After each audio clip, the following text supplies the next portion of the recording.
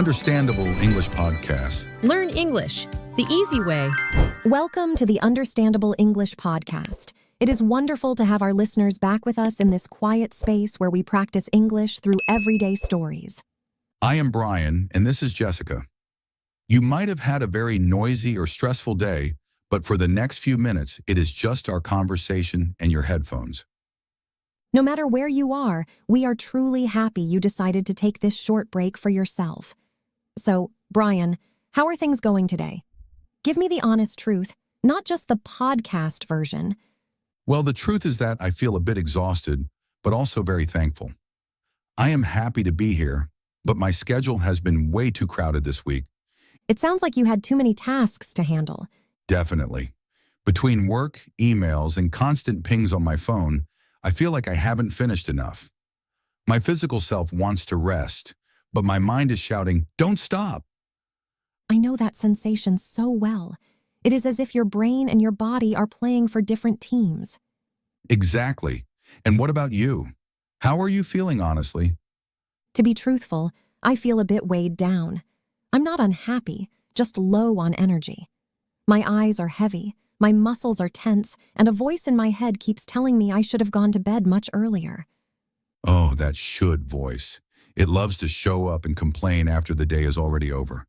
That is so true. It never warns me before. It only brings a long report of my mistakes later. And if you are listening and feel the same way, tired, stressed, or full of regrets, please know you aren't alone. We are right there with you. That is the reason we picked today's theme. We aren't going to discuss perfect gym habits or strict diets. Instead, we want to talk about the quiet struggle we have with our bodies and how to be kinder to ourselves. We will discuss this using B1 level English with simple, calm sentences.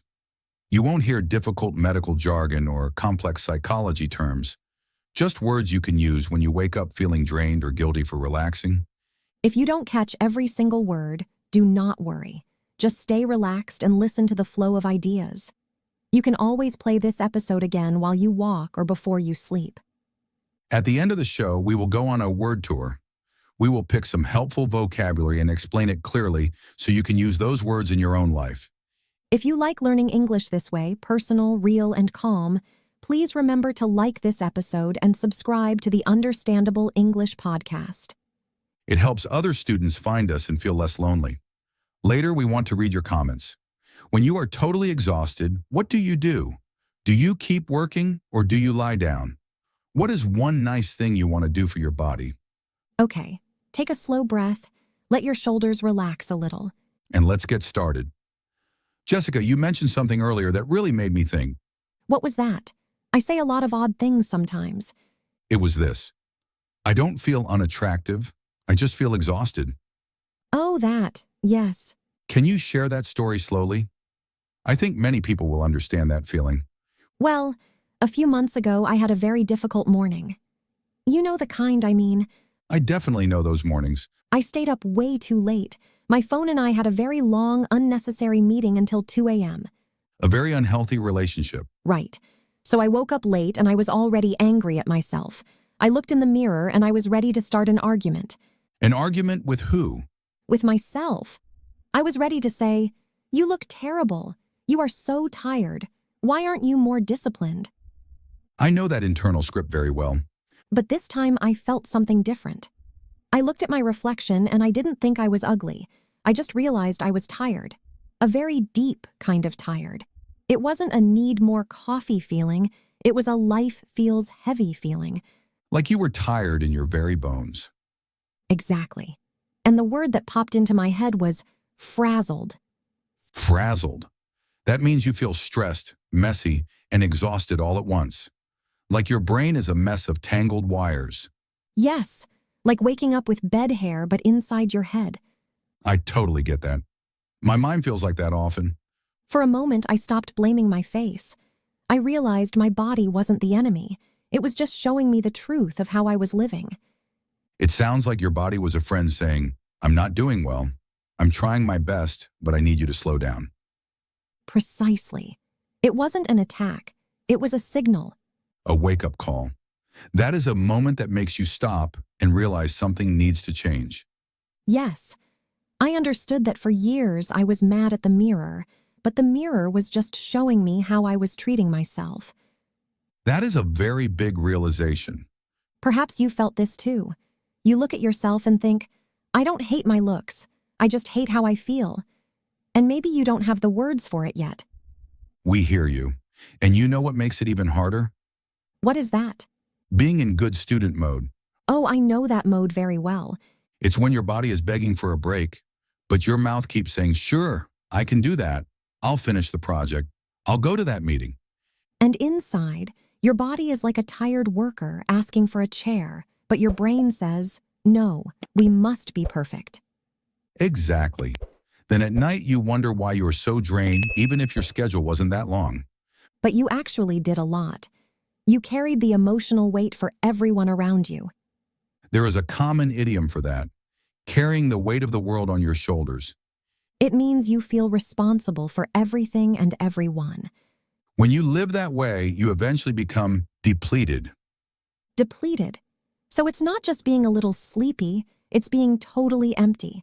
Like a smartphone at 1% with no charger in sight. That is what it means to be depleted. If you always say yes to everything, you don't even notice your energy is hitting zero. You just keep piling on more work and more plans. Pile on means to keep adding things until the weight is too much. It's like putting extra suitcases on someone who is already struggling to walk. And your body tries to talk to you through headaches or tight muscles, but we usually push it aside. Push aside means to ignore or overlook something. We say, I'll deal with that later. But your body is your oldest friend. It has been with you since the beginning and will stay until the end. Maybe it doesn't need a mean boss. It needs a kind companion. So what usually happens when we finally realize we are exhausted? We create the plan. Yes, with giant capital letters. Starting Monday, I will be a new person. I'll wake up at 5 a.m., run 10 miles, eat only salad, and learn 5 new skills. And no sugar, no rest, and no fun allowed. It looks perfect on a piece of paper, but it isn't a real plan. It's just a fantasy. You can't expect an exhausted person to become a hero overnight. Then Monday arrives with real-life problems. Traffic, work stress, and bad internet. And because you missed your workout or ate a snack, your brain says, you failed again. You'll never change. Then you quit until next Monday. It's like being stuck in a loop. Stuck in a loop means repeating the same unsuccessful pattern over and over. Strict rules, one mistake, shame, and then starting over. Every time that happens, you feel more disappointed. You feel broken. But you aren't broken. The plan was just too heavy for you to carry. It's like wearing 5 heavy coats and wondering why it's hard to move. You don't need a bigger plan. You need a lighter one. Maybe this is the year you scale back instead of pushing harder. Scale back means to make things smaller and more manageable. You don't give up, you just carry less. That way you can actually walk forward instead of crashing. Do you know what changed my perspective? Tell me. I stopped treating my health like a 30-day race. My body isn't a project, it's a relationship. A relationship. That's a great way to put it. Think of a best friend. You don't say, I'll be nice to you for a month and then stop. Right. A real friendship is resilient. Resilient means it can handle problems without breaking. It is steady and kind, even on bad days. For most of us, the way we treat our bodies is very lopsided. Lopsided means it isn't balanced. One side is much heavier than the other, like all work and zero rest. We expect our bodies to work perfectly all the time, and then we are shocked when they feel weak. It's like being mad at your phone for dying after 3 days without a charge. Poor phone and poor body. Maybe health isn't about fixing yourself. Maybe it's about being more nurturing. Nurturing means caring for something in a gentle way, like watering a small plant or making a meal for a friend. Imagine if you gave yourself that kind of energy. Talk to your body like a tired friend, not a lazy employee. You don't need a boot camp life. You need a softer, stronger approach. We want to share 3 small habits that feel like self-care rather than a penalty. Simple rules, not prison rules. Exactly. Let's look at habit number 1, the plate peace rule. I like that. Your meals shouldn't feel like a battle. For years, my diet plan was an attack. No bread, no sweets, no fun. And that usually lasts for about 2 days before you eat a whole pizza. Exactly. Then comes the guilt. With plate peace, we don't start by taking things away. We start by adding. Add, don't attack. For example, keep your normal dinner but add a small salad or a glass of water. Don't ask what to cut. Ask what small, healthy thing your future self will be thankful for. My future self is always happy when I don't eat snacks for dinner. This makes your habits sustainable. Sustainable means you can keep doing it for a long time without feeling overwhelmed. Habit number 2 is the water and walk rule. That sounds very friendly. It is simple. Drink 1 glass of water, then walk for 10 minutes. That's it. No gym, no 10,000 steps. Just water and a short walk. You can do that in your house or just around your office. It doesn't just help your muscles. It clears your mind when you feel overloaded. Overloaded means having too many thoughts or tasks at once, like having 30 tabs open in your brain. A short walk is very soothing when that happens. Soothing means calming and gentle. Most of us need more soothing energy right now. Try it after a long work session. 1 glass of water, 10 minutes of walking. It helps your body feel like a friend again. Finally, habit number 3, sleep respect. We definitely need this one. Sleep is when your night repair team fixes your body. But we often act like sleep is a bonus rather than a basic requirement. Our rule is put your phone away just 15 minutes earlier than usual. Not an hour, just 15 minutes. Use that time to feel anchored. Anchored means feeling stable and safe. For me, that means wearing a comfortable shirt and reading a simple book. No news, no drama. When I don't do this, my day just drags on. Drags on means something feels like it's lasting too long and moving slowly. So tonight, try it. Put the phone in another room 15 minutes early.